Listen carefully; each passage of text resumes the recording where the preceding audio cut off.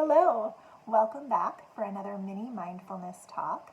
Thanks to the friends of the Rathbun Library, as well as the Rathbun Library and the East Haddam Public Library.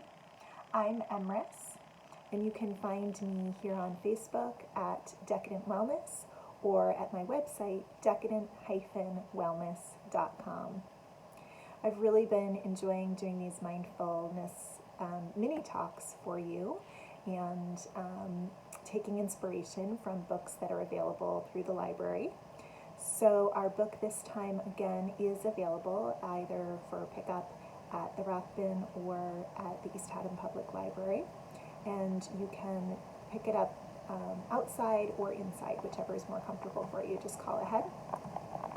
Today's book is called Trusting the Gold. It's a little bit reflective. Let me see if we can get it to show up here with the lighting.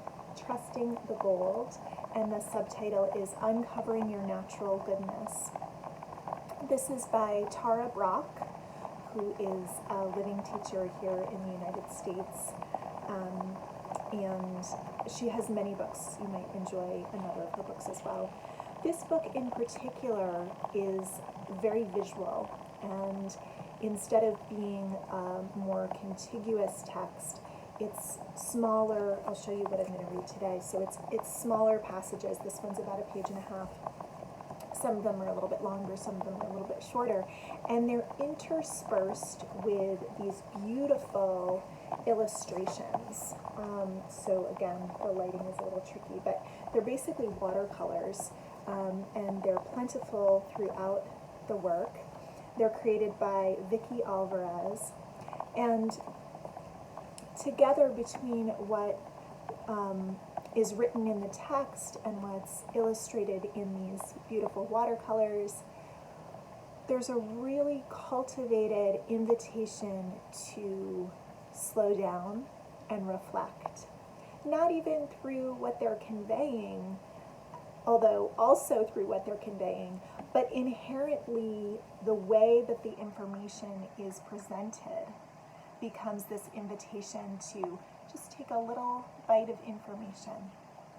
So instead of that go, go, go that we might be in life, or that tackle a big project approach that we might have sometimes, there's this little sip of wisdom, both visually and textually. And the content, of course, reinforces that. So these writings have been culled from talks that Tara has done over the years, specifically for their ability to cultivate reflection. So again, the title is Trusting the Gold, Uncovering Your Natural Goodness. So there's a theme with all of these passages to get underneath what is surface. And the passage that I'm going to read today is called The Vast Sky of Awareness. So again, we're contrasting how we might go through life generally and the sort of surface level of awareness that we might have, the way we might see things usually, versus uncovering that goodness, right? And getting in a little bit more deeply. So this passage goes like this. One of my favorite images to illustrate awareness comes from a Tibetan Buddhist teacher. In one of his classes, I'm tripping over my words so much, excuse me. One of my favorite images to illustrate awareness comes from a Tibetan Buddhist teacher. In one of his classes, he drew a V shape on a big white sheet of paper. "What do you see?" he asked. "A bird," they all readily responded. "No," he said, "it's a sky with a bird flying through it." I love that as a teaching story.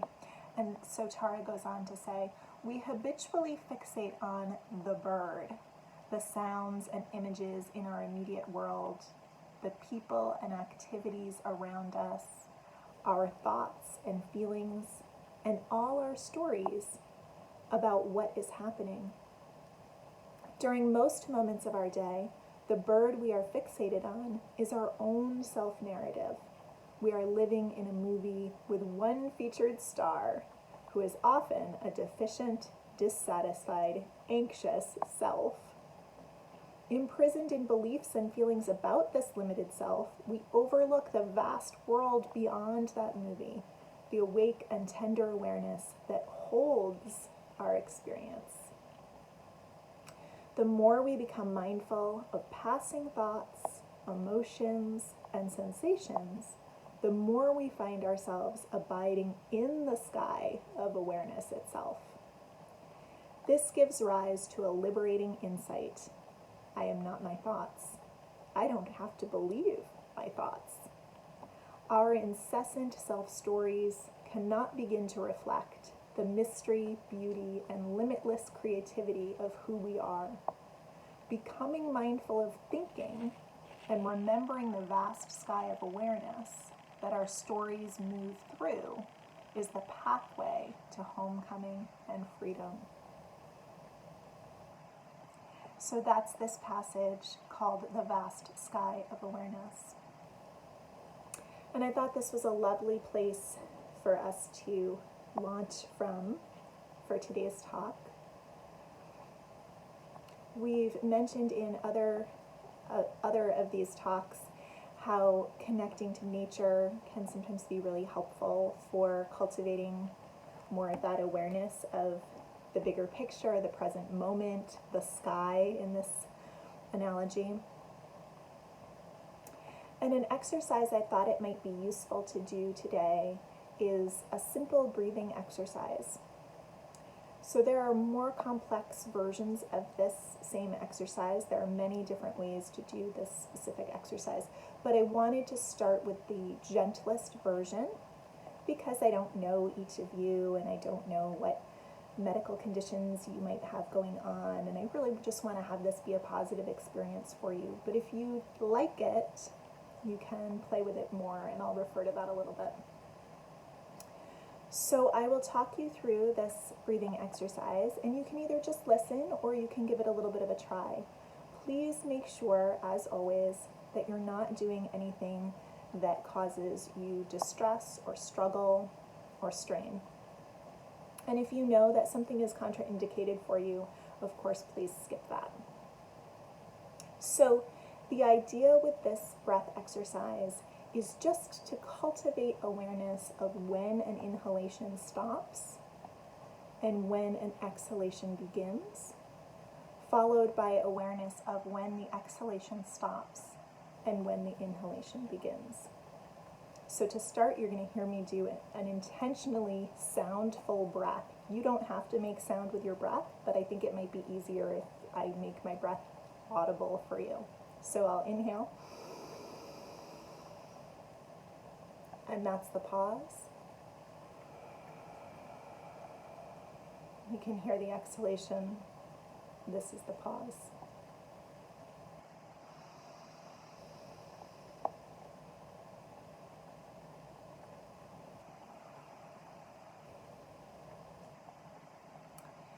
So it doesn't matter how long your inhalation is or how long your exhalation is. What I'd like for you to do, if you're trying this, please, is to make them both really comfortable. So don't try to make your inhalation as long as you possibly can or make your exhalation as long as you possibly can. You don't need to rush. You don't need to slow down. And your pauses don't need to be very pronounced at all. I extended mine a little bit so that they were more noticeable. Hopefully you could hear the difference between when I was inhaling, exhaling, pausing. So I'm going to do that again without commenting. I'll just inhale, pause, exhale, pause. And you can be joining me or you can just be taking this in, whichever you prefer.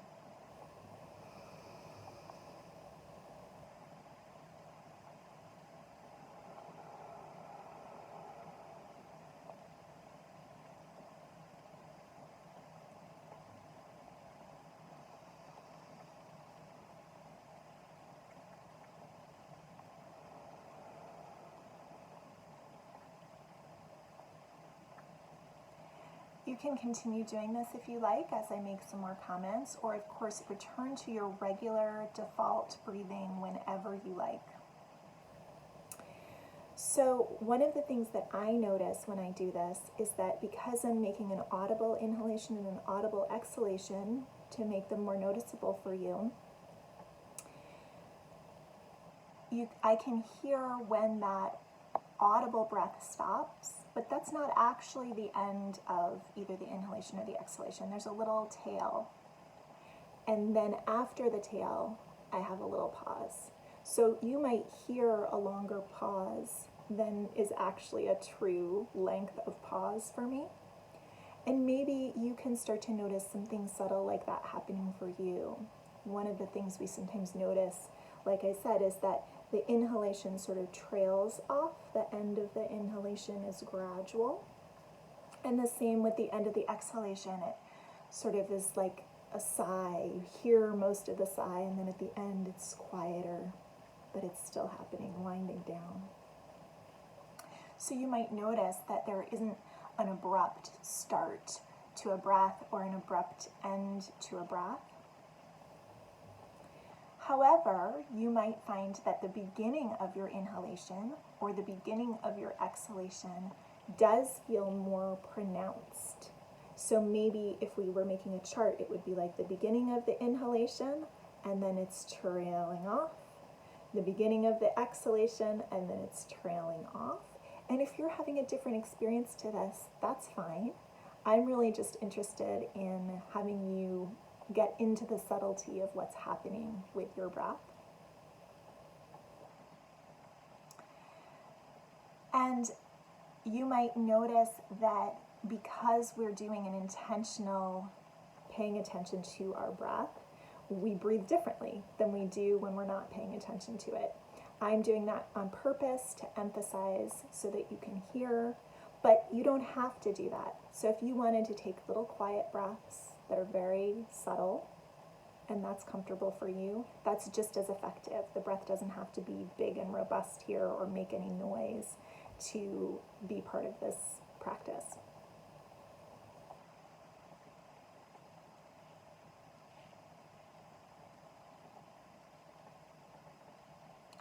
And I really love this exercise of turning the breath into 4 distinct phases.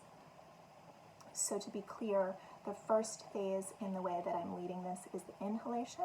The second phase is the pause after inhalation. The third phase is the exhalation. And the fourth phase is that pause after exhalation and before inhalation. The way that we are doing this, the length of the inhalation is however long it is. The pause is shorter. The exhalation is however long it is, and then the next pause is shorter. There are ways to play with the length of each of these 4 parts. This is what I referred to before about many variations. But the gentlest way for our bodies is to have that just minimal turning point, just cultivating awareness of when we switch from actively inhaling to being done with inhalation, and that little moment before we go into exhalation. I want to emphasize that this is not a tension opportunity. Your body might think it is, so you might have to interrupt and reprogram a little bit there. We may have grown up with the idea of holding breath, and I find that when we have that idea in our heads, we tense up. So what sometimes happens when we start doing this exercise is a sort of inhalation, and you see the shoulders come up, the throat, the jaw may tense, the face may tense as we think of holding breath, and then exhalation, the shoulders may come back down, the jaw may come down, the throat may soften, etc. So if you're noticing this in yourself, know that that's very normal, and see if you can give yourself an invitation to get curious about what it would take to soften there. So we talk sometimes about relaxation, letting go. We did a recent mini talk that cultivated softening and resting. So can we cultivate that inhalation and then retaining breath, having that pause, not exhaling yet, but so soft, and then of course exhaling. You probably didn't even pause as long as I was talking there in between inhalation and exhalation. We don't need a very long pause. But really look for, can you reprogram those areas that want to tense up? Can you invite them to soften? Can you see what happens if you hold the breath metaphorically in open hands rather than in gripped hands? Yeah, so your body is not a tight container for breath, it's a soft container for that inhalation that you're already holding. And of course, we do the same invitation after we exhale. So at the end of exhalation, you're retaining empty. That's maybe a little bit unusual way of phrasing it, but I like what we think of with retaining empty rather than holding. Yeah, so you're just allowing that emptiness to stay. And some people find that very, very quickly that gets emotional. So I just remind you that your next breath is right there. You can take it anytime. You can take it right away. There's no scarcity. The breath is available to you. You are the one choosing when you inhale. So please don't stick to any timing of mine that is not comfortable for you. These feelings can get stirred up sometimes when we deprive ourselves of the next breath. It can stir up a lot of things. So be very gentle with yourself as you practice this, and at any time you can just go right back to regular, comfortable, not structured breathing, and you can switch back and forth if you like to, or you can say that was enough for me forever or for now. One way that people practice this is to eventually, if they're comfortable, do 30 breaths. I am not recommending that you do 30 breaths. There is no should. I'm only mentioning it because sometimes people say, how long do I do this? When do I stop?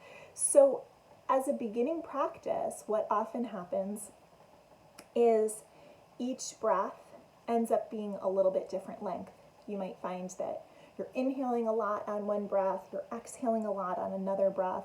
One breath is really big and strong in both directions. One is much smaller and more subtle in both directions. The pauses are changing length all around. All of that stuff is sort of sorting out. And in that process, you might find that 2 to 4 breaths feels like a lot happened and you're ready for regular breathing. And regular breathing is just whatever you want to switch back to that's comfortable for you, that doesn't create any struggle or stress. And then you might find that you want to work with a unit of 5 breaths after you kind of get used to sorting out those first few being different from each other. You might find that by the time you get to 5 breaths, they're starting to even out a little bit more. Again, there's no particular number of these that you should do or that you need to do for any particular benefit. But I just mention 30 breaths because that gives an amount of repetition that a lot of those irregularities in the first several cycles start to even out, smooth out. There tends to be more of a sense of rhythm. And then also I'm mentioning that number just so that you don't feel as if you need to keep doing these forever. So it's nice to kind of have maybe that would be your maximum that you would want to do. And again, if it's not your maximum that you want to do, that's okay too. Feel free to ask me questions about this. You can message me here or on my account at Decadent Wellness. Or you can reach out to my website, which is decadent-wellness.com. And again, this book is Trusting the Gold, Uncovering Your Natural Goodness. Oh, it's so hard to get it to show up properly with that pretty foil title. We've had this problem with other books too. It's by Tara Brach, and the illustrations are by Vicky Alvarez. Today I read the passage entitled The Vast Sky of Awareness, and we did a little exploration of what happens when we look at our breath a little bit more closely. We notice what happens between inhalation and exhalation, what happens between exhalation and inhalation. And to me, this exercise, this curiosity about our breath, even if you were to keep breathing exactly as you always do, but just observe it, this can help us cultivate more of that sense of the sky and less of that fixation on a specific bird. So our breath is happening all the time. It's changing all the time. It's with us all the time. It's easy sometimes, it's difficult sometimes, it's emotional sometimes, it's comforting sometimes, right?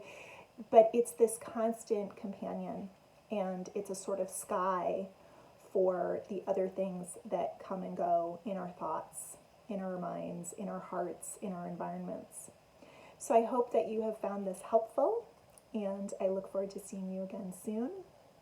Thank you so much, and thank you again to the Friends of Rathbun and the Rathbun Library and the East Haddam Public Library.